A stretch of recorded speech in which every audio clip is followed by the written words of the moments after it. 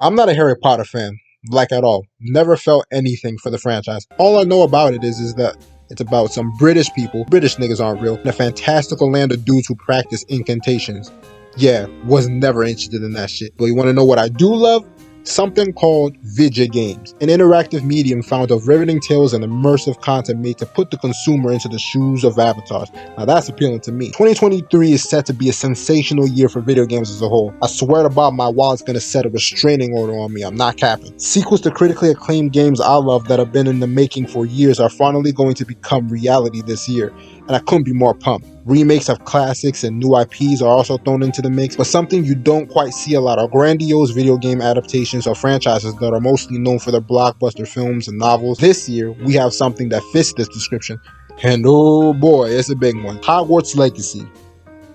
But you know, since this is a Harry Potter game, it'll have to do a lot more than sell me off a brand name alone. Hogwarts Legacy is an immersive open world, and I'm sold. That didn't take a lot, did it? Open world games, inject that shit into my veins. Open world games are so good to me that I'm willing to buy a Harry Potter game that markets itself as one, despite the fact that I feel nothing for this franchise as a whole. It would certainly be an understatement to say that I'm simply looking forward to this game, but some people would argue that your mere anticipation for this game means that you're a bigot.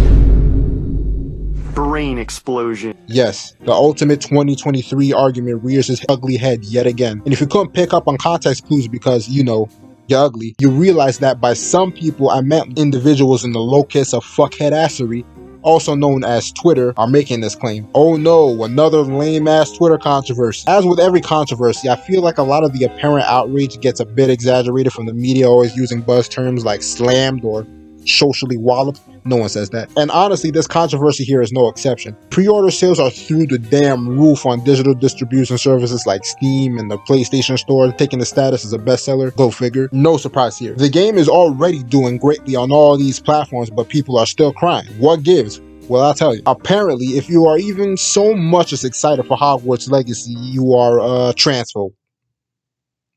Yeah. That's basically it. The highly esteemed author known as J.K. Rowling, responsible for the Harry Potter IP, has been harshly criticized by proponents of the L's and the B's and them G's and them T's on her views of trans people and women. Now, I'm not going to go deep into the rabbit hole of each side's arguments or whatever, but basically, I'll sum this whole controversy up in a few words. Woman identifies difference between biological woman and trans woman.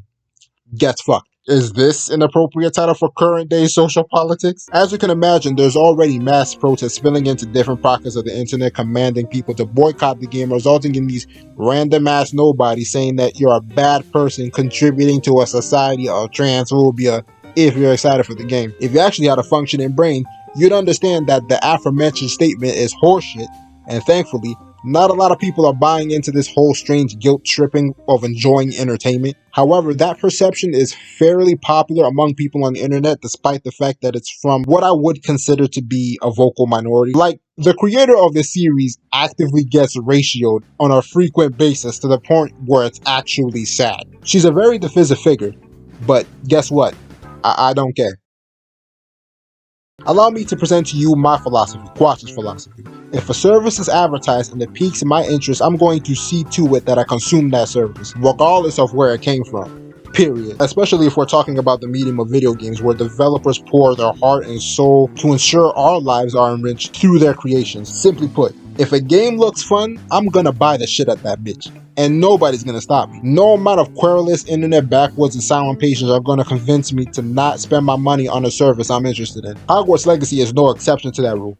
In a world full of people boycotting things from Gillette razors because of some shitty commercial or some guy who I'm pretty sure is an alien acquired a toxic waste dump of a platform, I'm just tired. I've genuinely gotten pretty sick of these weirdo ass histrionics where people self-appoint themselves to be moral arbiters of very innocuous things, forcing down their non-important who-ass belief systems down the throats of many people who just want one thing, an escape.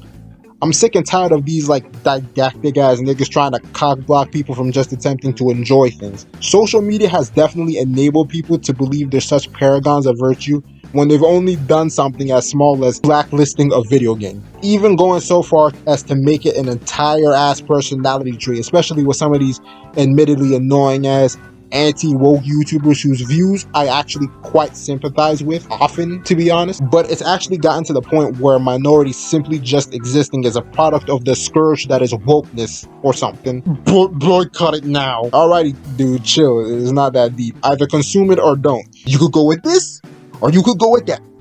Do that dippity. This is not to say that you shouldn't have standards or something, even if it's as ridiculous as some of these lame-ass activists. If you're someone that does not want to consume a product as a result of what some random CEO or property owner thinks about, for instance, pineapple being on pizza, it shouldn't be on pizza.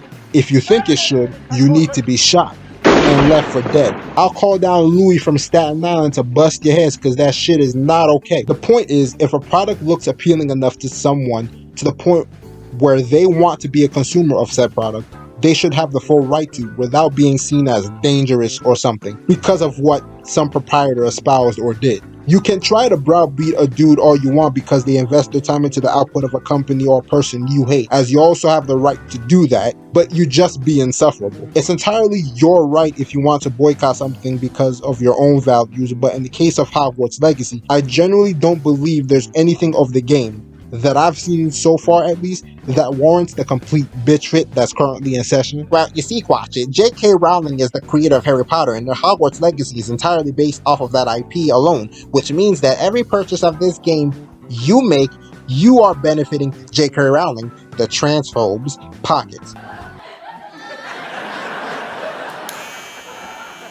Okay, it's her property. What, can she not make money over something she created that still has a strong foothold over popular culture today? I don't inherently see the problem of my money somewhat going into her pockets. She fucking created the property. You damn skippy she's gonna be getting my money. Not because of what her beliefs are in particular, but because she owns the shit.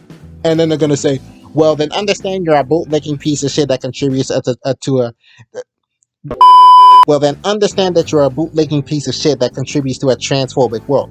No, you are a bitch, and I'm gonna tell you why. Folks like myself, again, are hyped for a game that simply fundamentally looks good. We see the product, we see the people behind the project, passionate and full of vigor, and it leaves us hankering to experience it as a result. Returning fans of a franchise as huge as Harry Potter have enjoyed it, in most cases, since they were wee lads, which means there lies a potent, emotional, and memorable connection with the stories and characters shared through the franchise they've stood with the moment they grasped the book or watched the movies. What you see here are people enthusiastic about a product that has been pleaded for, especially in gaming spaces, for a long time. The narrative that, well, you purchasing Hogwarts Legacy signals to many people that you value entertainment more than people's lives. No.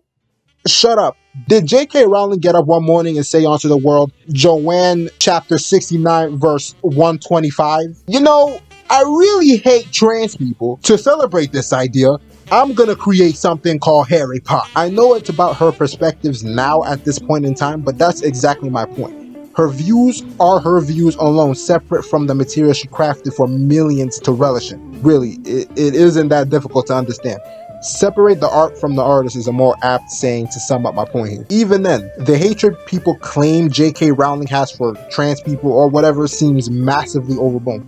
Maybe there are certain things or statements she said that I'm not at all recognizing, and I'm talking out of my own ass here, but man, if I don't have a massive inclination to dismiss people who cry transphobia from the rooftops on a daily basis, bruh. You're transphobic, he's transphobic, she's transphobic, they's transphobic, G Ginger, the moon, the sun, the Niña, the Pinta, and Santa Maria, Exquisitine Bubile Schwinslow are all transphobic. I feel like crying right goddamn now. Every day it gets worse, I swear. I remember encountering an article by a dude named Paul where he essentially made a point about H.P. Lovecraft and how he had troubling views on race. He's a well-known novelist himself, but he's been dead for a long time now. Two of these authors are considered to have or had troubling views, but since one is dead and the other isn't, it's different, pretty much implying that J.K. must see consequences as she's still connected to the Harry Potter IP, and because she's still around it, it makes the coverage of Hogwarts Legacy oh so chilling to the bone. Man, whatever, dude. If you review games, you should probably review games. If you want to be the kind of dude that flails around publicly as a way to try and satiate whoever it is you're trying to, then just do that. You don't want to live out your transphobic Quidditch dreams.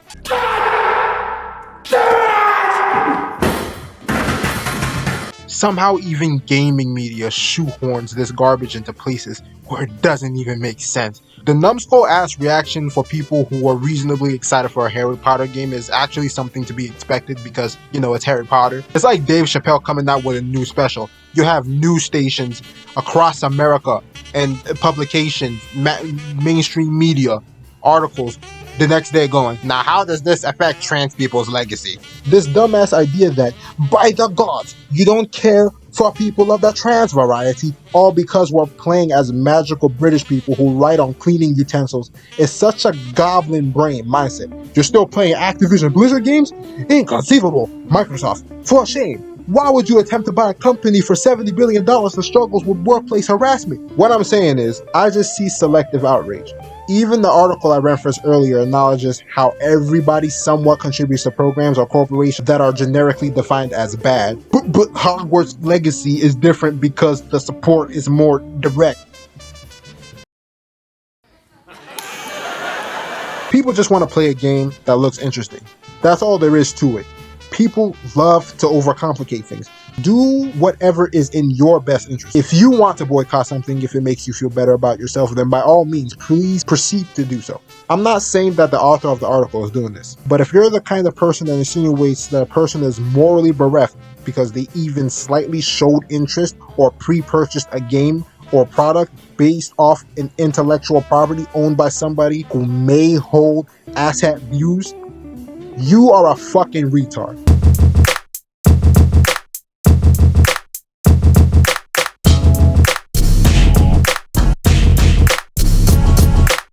Every time you buy a copy of Hogwarts Legacy, you are beating a trans person over the head with a stick.